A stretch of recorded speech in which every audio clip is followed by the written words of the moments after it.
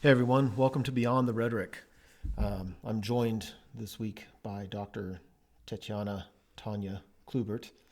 Dr. Kloubert is a research professor here in Germany, and she is also my primary collaborator. We have presented at conferences all over the world and have published together and have ongoing research projects together and stuff like that. So we also engage in a lot of interesting conversations because we really come from very different backgrounds. And I think with the conversations that I try to have here on this in this series, Tanja brings just interesting different perspective on a lot of things. So what we thought we'd do is just talk about stuff. We don't really have an agenda, but we'll start. So I'm wondering, though, if we could begin with you telling just a little bit about your background by way of context, and that'll feed into whatever, I'm sure. Sure. So I'm a research professor here in Germany, but originally I'm not from Germany. I'm familiar with the context of Germany, of US, but my original context is Ukraine. I was born in Ukraine. When I was born in Ukraine, it was Ukrainian Soviet Republic, one of the 15 republics of the Soviet Union.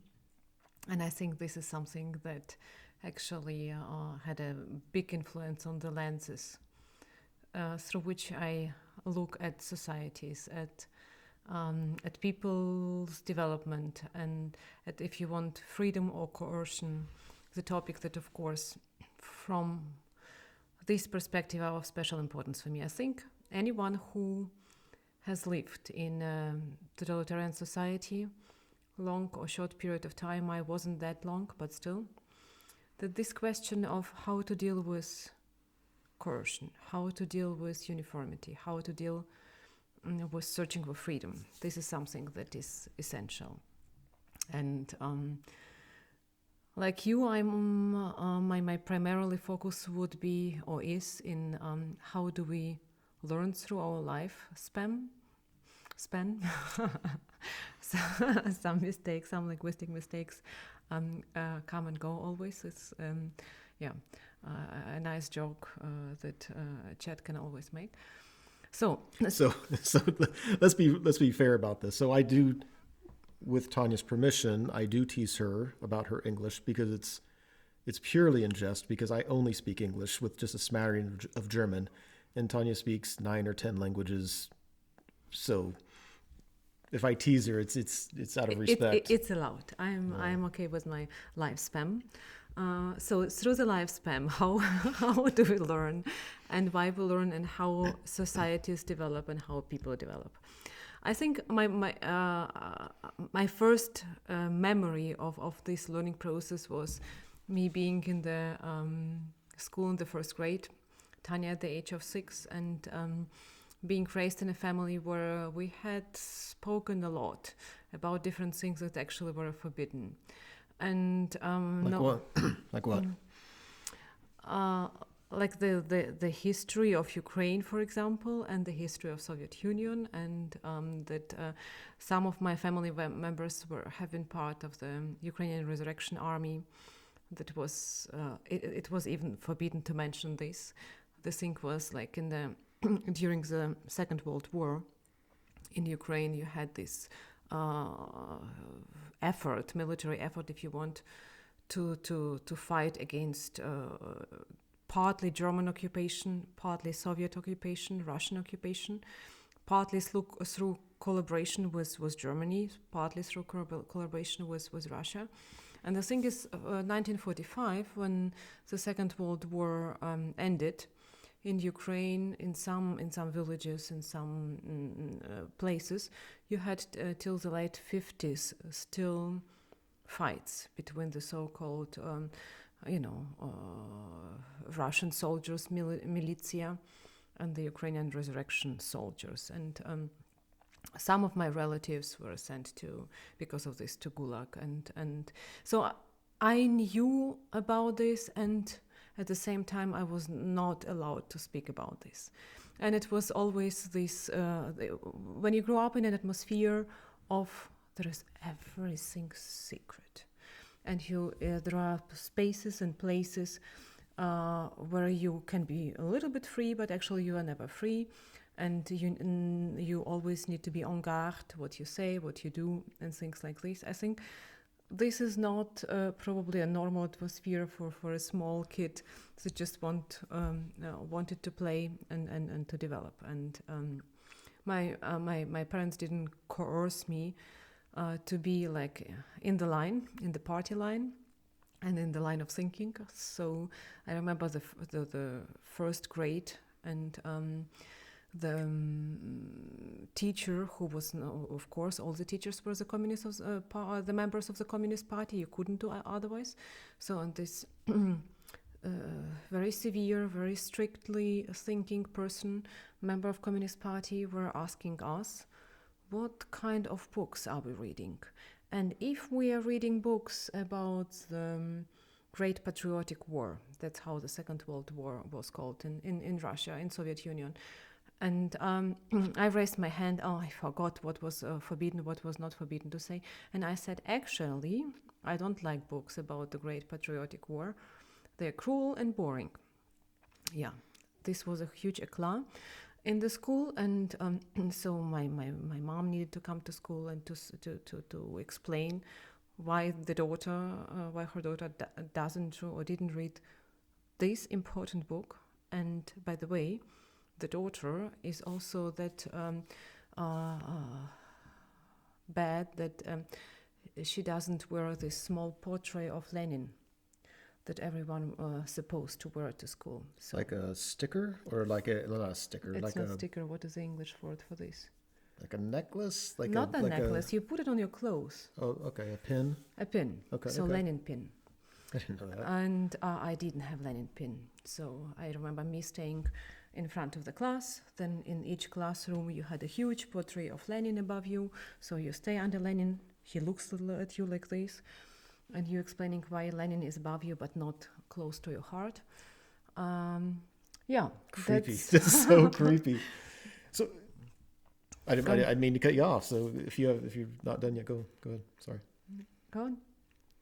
Well, I just find it's so interesting. So a lot of the conversations we have, I'm often talking about the polarization in the United States, and how it's conservative versus liberal, it's right versus left, and it's interesting because I think your background in Ukraine, and then even here in Germany, notions of what does right versus left mean is very interesting, because in the U.S. there's no doubt about it, you would be considered liberal. You wouldn't be postmodern far left French post-war bullshit. But you'd certainly be liberal. But I think, and I'm inviting you to respond to this, I think you would hesitate to call yourself left because it has a completely different connotation when you come from a socialist background that you despised, I think, is what I hear you say. Despised, probably, and you will hear a lot. I think this thought in the people who have experienced it. They despise the practice of this. The question is if the idea is still attainable, right? If we can still stick with the idea, and I'm not sure. I would say that the intervention of the state, like the leftist ideology suppose, has a lot of coercion, and that's what I am against, because I think the one thing is social state, and I would always with two hands be for a social state and protection, and a state that does care about protecting a dignified life in a certain conditions and so on and so forth, and who does have understanding for human vulnerability and things like this.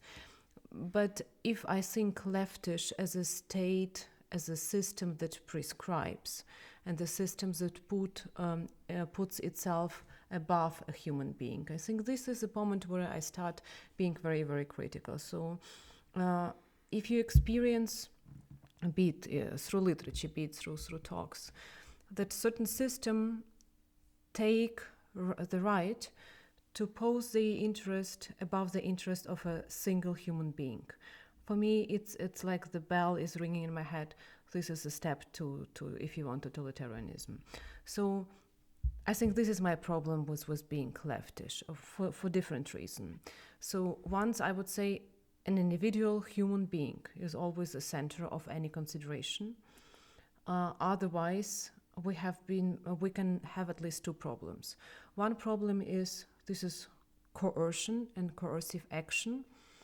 And there's the second, and you can say some coercion is not bad, probably, right? If we pay taxes are also coercion, if you want, right? Yeah. So you really can't live in a society without there being some level of coercion. Absolutely. The thing is how this coercion is justifiable and reasonable, and how is it generalizable. If we say we need procedures that would limit the coercion, that's what I am always for, because I think we all human are not perfect, right?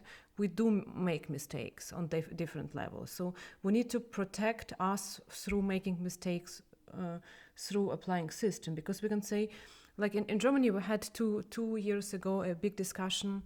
We have the party, the Greens, which is immensely popular. The environmental. Yeah, that's their main party line. Yeah. And they try, and they are also leftish if you want, and they try also to be very prescriptive. For example, one of the prescriptive idea, they didn't really practice it or put it into practice, was that in any kind of canteen or university cafeterias or something like this, so in any kind of socially or stately supported places, venues, or where people eat, that you have Friday always a day without meat, because to eat meat is bad for environment. We need to be aware of environment. So we will proceed the law that at least on Friday people don't eat meat. And in principle, you can say, oh God, then they don't eat meat. What's the problem, right? But the problem is the fact. I don't want anyone to prescribe me what I eat on Friday. Even if I say it doesn't do harm for me not to eat meat on Friday, I would say the procedure does harm to me. Because when it's not green, another person, another party, another ideology can come to the power. And if they have these precedents of prescription, another prescription can be bad. So what I mean, as less coercion as possible, and procedures that would protect us for erroneous decisions, and they are unavoidable. I would suggest. Yeah. So, and I don't know if I'm firmly convinced of this, but it seems to me that people, let's say, that are conservative or liberal, there's dangers to both. I mean, whatever. There's dangers to everything. But one of the dangers of traditionally leftish ideas seems to be that we have to make sure we control how people think. And again, I lean left, right? I'm more liberal than I am conservative, but I think that's the danger that I see sometimes. And it could be because it seemed to me that in the Soviet Union, which was the biggest example of socialism and whatever enacted, that I saw in that a complete unwillingness to let people think how they're going to think. We have to shape people. Now, arguably in the U.S., there's a lot of shaping going on through media and through, we've been shaped to be consumers and yada yada.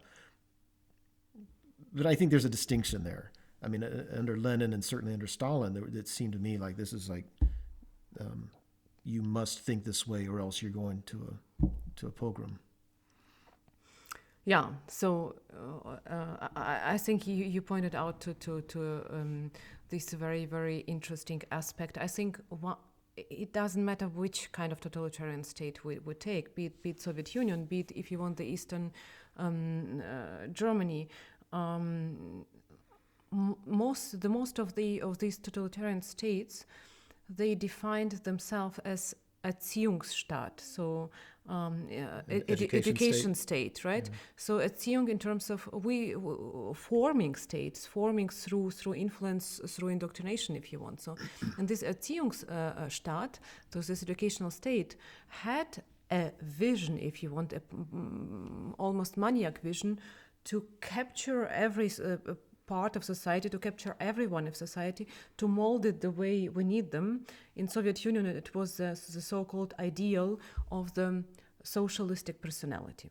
The Soviet man, is that? The Soviet man, so it was called the new socialistic personality. This new socialistic personality was very cultivated, knowing about music and art and literature, special art. The Soviet realism was allowed. Everything else was degenerated, if you want. You had clubs and reading clubs and any kind of vocational centers and. So you were captured in order to be formed. So yes, this is I think this is the thing of any totalitarian state, to strive towards uniformity, right? This is the way to be. This is the way we want society to act, and if we want society to act like this, we need people who would carry this concrete idea. And I think this is a huge problem. Yeah, go on. So I find this so intriguing, because when I think of institutions of adult education, right, which is kind of what you're describing, I'm thinking that just sounds so wonderful. But I think what I hear you saying is like the difference was they were so restricted in what was allowed. Like you said, the art was promoted, but only a very certain kind of art, a very ugly kind of art, by the way, I think. Literature was promoted, but not all literature, only this literature. Right. Clubs were promoted, the same thing. So it was I think what I hear you saying is the lack of self-direction. Or also the lack of acknowledgement of pluralism, right? If we speak about adult education system, if you want, in an open democratic society, we would say this system reflects, mirrors also all the difference that are in the society. People like this or this. People prefer this and prefer this. People have religion or don't have religion. They want to have different views, and you need as a reflection of these differences, of this diversity, also in social institution system. That's why in our open democratic societies we strive towards what I would call institutional plurality, right? Not the state dictate you or organizes curriculums or curriculum. Like build adult education institutions. State says I can provide some legal framework, probably also financial support, but state doesn't intervene into the topic. Everything on the level of content is reflection of what? Of certain interest on this level, of demand, if you want, on this level. So we have the whole in Europe we speak about political system with the principle of subsidiarity. I don't know if this is the English word that can be used. So in principle, sure, that if you have problems, if you have issues to resolve, you start with the lowest possible level, because I know the best what is for my group, for my people, is in this situation the best, right? So I don't want someone to prescribe from above. But of course you can be overwhelmed with this if the tasks are too big. So of course it doesn't mean that another administrative level, state or county or whatever, can withdraw from responsibility. No, but you start with this smallest possible unit, and then if this is not resolvable in this unit, you go further and further. So this is the principle of subsidiarity, which is absolutely opposed to the principle of the state prescribes. Sure. So yeah, things are addressed at the local level, as close to the local level as possible. Right. Yeah, that makes sense. That makes sense. Okay. So and coming back to the concepts, to the terms leftish. Am I leftish? Probably not. Am I liberal? Yes. But liberal not in the sense that any American person would speak about him or herself as liberal. Liberal is for me a protection from coercion. So what I mean, a state doesn't intervene too much. We have structures that allows a lot of freedom. We don't have too much regulations. This is for me liberal. In this sense, I am liberal. Yeah. Bear with me. Technical problems. Yeah, and we talked about that before. We did. It sounds a little bit like libertarianism, but I've talked to you before. What you're thinking of is not the same as libertarianism, as more commonly practiced. So libertarianism in the U.S. is certainly saying the government should do as little as possible, right? And that's what I hear you saying too. And I don't disagree with that. I like the idea that we need a government. We need people to help us live together and pool resources and do whatever. But less is usually better than more. But you're also very strongly in support of the government providing a safety net, if you will, absolutely, for people. So, and in libertarianism in the U.S., that's usually not. I don't really hear that. Because liberal means for me as less coercion as possible. At the same time, there is no, if you want, right to withdraw from responsibility, to withdraw from providing structures, legal frameworks, financial support, but withdraw from intervention into the content, right? Withdraw from intervention in prescription how. Support this heterogeneity, diversity, because we all are different, through providing frameworks. And supporting diversity means also supporting what I call vulnerability in the society, and not to acknowledge and not to provide structures for groups, for people who are vulnerable, is for me, first of all, cruel. Not a democratic state that I want to live with, and it's withdraw from responsibility. I think that's how I would formulate it. Yeah.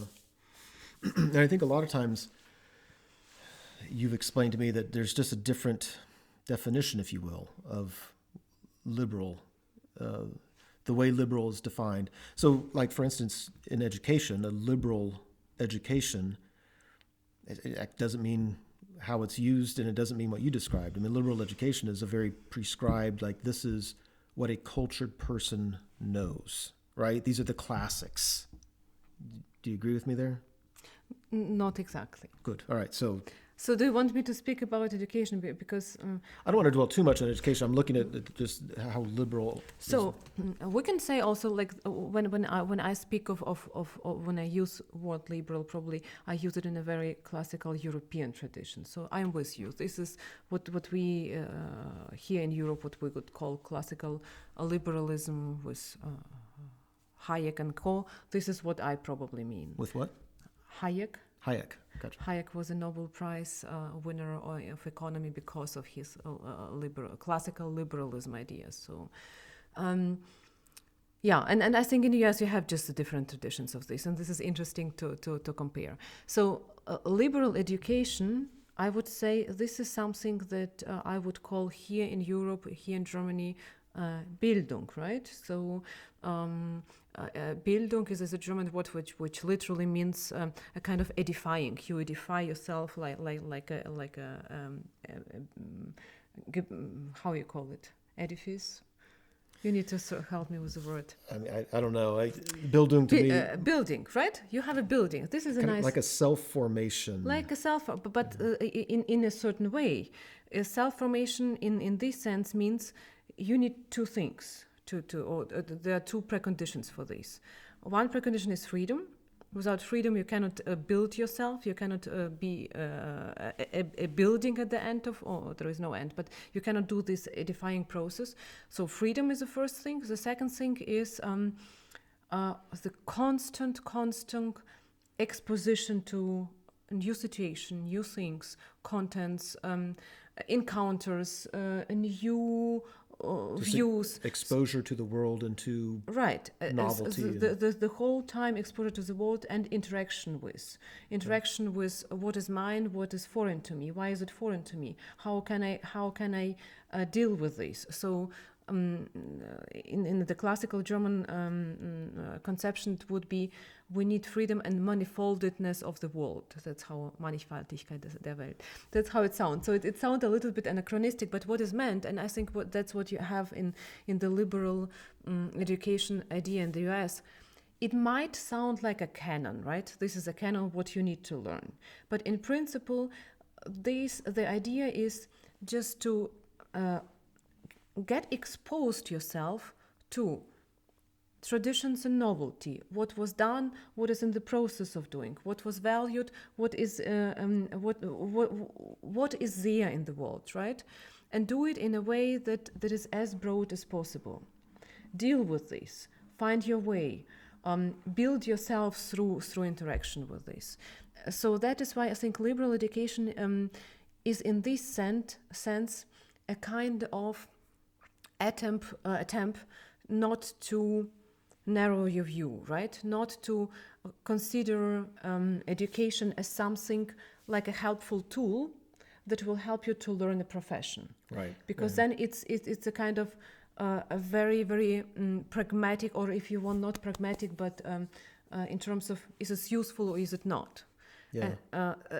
Instrumental view of world. And liberal education says, no, forget the question of is it useful or not. It doesn't matter. Just try to develop yourself through exposure. I think this is what we have in this classical German tradition of education, or European if you want, and that's what the liberal education took from, it would be too much. So the parallel, at least, we can draw the parallel. Yeah, I'm not sure I see it. Maybe it could be that I didn't explain it well, but when I think of a liberal arts education, right, there's certainly canon to it. But I think they would also, anybody, advocating for a liberal education would be doing exactly what you're saying. It's about people developing. So you read, but usually it's not you just read everything. I mean, it's always like you need to read the classics, but you're doing it for exposure, to gain, insights, whatever. I mean, I really think that historically it's because it was the upper class who was getting this education, and it was, what sets us apart from everybody else. We're cultured. We understand the canon. And so now I think it's kind of evolved a little bit, so we're not quite so aristocracy driven. Let me tell you a story. So the story is a little bit not historical, not quite correct. I love to tell the story to my students, and then I do this like historically we need to verify if it was like this. So what I think the idea of this liberal education is really to get rid of the notion of usefulness, of very, very pragmatic. Because if we think only pragmatically, we narrow ourselves, we narrow our development. We don't use all the richness that we bring into the world with us. Because this is useful. We need engineers in the society, so everyone will be engineer. Probably I'm not. So, but the story that I wanted to tell you is another one. So the father of the liberal education of the Bildung in Germany is Humboldt, and the thing is, Humboldt was in Prussia Bildungsminister, so Minister of Education, and now the inaccurate story starts, but so I made it up a little bit, but the idea was still the same. Humboldt made huge school reforms in Prussia, and you need to imagine Prussia back in those times, 200 years ago, very rural, right? Either military or rural, very poor. So peasants are poor, right? And his idea was we have schools in every small village with every small poor populations, and these peasants' kids should go to school, and first of all, what they need to learn, Old Greek language. Why? You can say, what? Come on, really? Old Greek language? And Humboldt's idea was, yes, Old Greek language. The way how to deal with field and to deal with plants, they will learn this. But if they don't come closer to certain ideas, to certain concepts, so Humboldt's idea was, that, and this is the funny part, or the made up part is over. The Humboldt idea was when you come close to concept ideas that are somehow captured, for example, in certain old Greek words, be it agape, so a certain kind of love, or whatever. So you have ideas how you can see the world. So you can name the world if you want, right? You can name the world through the developed concepts, through developed terms, through developed something that was already thought through and made. So through this exposure to Old Greek language, the children of the peasants got the opportunity just to develop themselves as human being. Not as an engineer, not as a peasant, not as a worker, not as a son of the smith, or whatever, but as a human being. And I think for me it's actually a very, very humane, a very ethically inspiring idea. So I don't want to go down this rabbit hole too much. It's very anti-Freire, by the way, because, it's very, so helping people name their world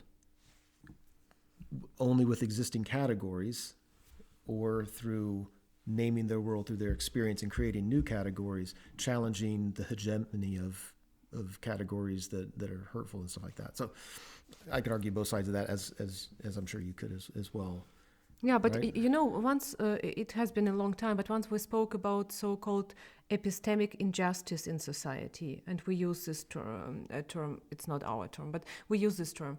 And the idea was that in some societies you don't have words for certain things. So, for example, if a society don't have a word for harassment or sexual harassment, how can a woman describe her experience if she doesn't have a word for this?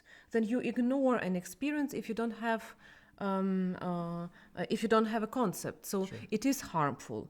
I think with Old Greek language the situation is different. It's not that you cannot describe what you're observing. It's vice versa.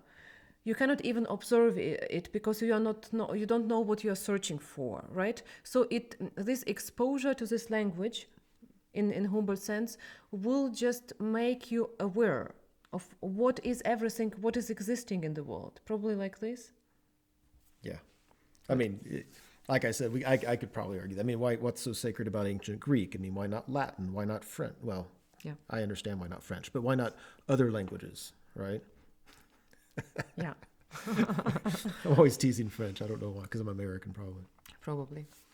Yeah. So a lot of times when we look at this, like the political divide in America, where it's left versus right, and the left sometimes does call for socialism, but I agree. I don't hear people saying socialism as practiced in the Soviet Union. It's more like, what is it trying to accomplish? But we tend to conflate left with liberal, and I think in your experience, you're like, no, those are actually completely different things. And I think that's one of the things that I enjoy. And when we write, I think that's a common theme between us, is this the necessity of allowing people to be different. This diversity. I mean, I'm not a huge fan of forced diversity necessarily, but we talk about value pluralism. Like, are you okay that people have different values than you do? And it seems, and I'm not preaching to you, because this is, I think you would say the same thing, is if you're not okay with people having different values, then what you're really doing is trying to create a totalitarian system. We all have to be the same. We have to value this. And of course somebody could take that to an extreme. Of course you have to say values within a certain frame. Because if somebody says my value is all I care about is me and I'm going to murder everybody else in the world, I mean, that doesn't work. But within a frame, are you comfortable with that? Are you comfortable with somebody valuing one thing over what you think is most important? And I hear you saying that a lot, right? You're like, diversity is not just a buzzword. Like, it has to be a real commitment to living with difference. Yeah, and not only I have my values, you have your values. This is a danger of of a kind of atomization of society. Or you spoke about polarization. Of course, diversity is for me the starting point. Or no, diversity is a concept that it's actually used in a different context. Let us say a plurality or heterogeneity. You pronounce it differently? No? Okay. But at the same time, it needs to be combined with something else in my mind. And this is what is need to be combined with, at least two things. One thing, the readiness to be exposed to something different that it's not mine, or if you want, the readiness to a dialogue. Sorry? So do you mean like open-mindedness, like being open to... Yeah, Okay, and like really not to stay within what is comfortable for me, but I intentionally expose myself to what is foreign for me, right? Because through this probably I can gain new insight or whatever, pretty banal if you want. So what I mean that we need this readiness to talk with each other, to stay in dialogue with each other. But also an authentic dialogue with each other. When I enter the dialogue, then at least one thought could be in our head. At least there is the slightest possibility that I am the one who is wrong, right? This is how you start, and then of course you give you're playing the games of giving and taking an argument, right? But the society, the spirit is a spirit of an open society and not a closed society. But because a closed society is as a totalitarian society, I would say. Yeah, and again, I don't think you would disagree with this, but I would probably frame that a little bit differently. So the importance of being open to something, it's not that there's a chance I might be wrong. I usually approach it as there's no chance at all that I'm completely right, and there's no chance at all that you're completely right. And for me, I call that an epistemological humility. All I mean by that really is just like, you have to begin with the very obvious notion that you're not omniscient. I'm not omniscient. So now if I talk to somebody who disagrees with me, it's like, I don't claim to know all about it. So this is why I think I know what I know. This is why I believe what I believe, and you do with yours. And we both start from the premise that we're both wrong, or not, we're both not completely knowledgeable about everything. Yeah, I think in this case, but some others too. Of course, I would agree with you. So that's how I started. We are erroneous human being, and this is unavoidable. We do have our blind points, mistakes, and so on and so forth. Yeah. And that's why we need to think about ways, strategies, procedures, any kind of methods. How can we minimize the harm of our erroneous thinking and action? And probably obvious ways through self-criticism, probably through any kind of venues where we can talk with each other, through different gathering practices and so on, and through procedures in politics. I'm a huge fan of procedures, right? How do you mean? Not because they make the life complicated. There is a certain way how a decision is made. Okay. All right. Right? For example, and even if a way sounds a little bit at the moment too complicated for you, and you're like, I just decide for everyone. Yeah. Because you think this is in this case the best scenario, probably, but not in all the cases, and that's why we need procedures that will protect us. Procedures like, for example, let us listen to another part. Let us listen to another side, right? Or let us have a deliberation element in whatever. Let us play advocatus diaboli, so the devil's advocate. The devil's advocate. That's actually the devil's advocate is a method coming from the Catholic Church, right? Even they think they are erroneous sometimes, very seldom. The idea is if you have a new pope, right? Before you elect a new pope, you have a person who explicitly plays advocatus diaboli, so devil's advocate, to find reasons why not. I didn't know that. Really? That's how you do it. Mm-hmm. Very cool. Cool. What about just final thoughts? So I think to circle back to where we began, it seems that, I mean, I think polarization in America is just a given, right? It's there. What strikes you as odd when you think about it in terms of like the way things are framed in the U.S. and they're just framed differently in Germany, right? And again, left, right, conservative, liberal, left, whatever. Is anything that you find particularly odd or intriguing or different about the situation in the U.S.?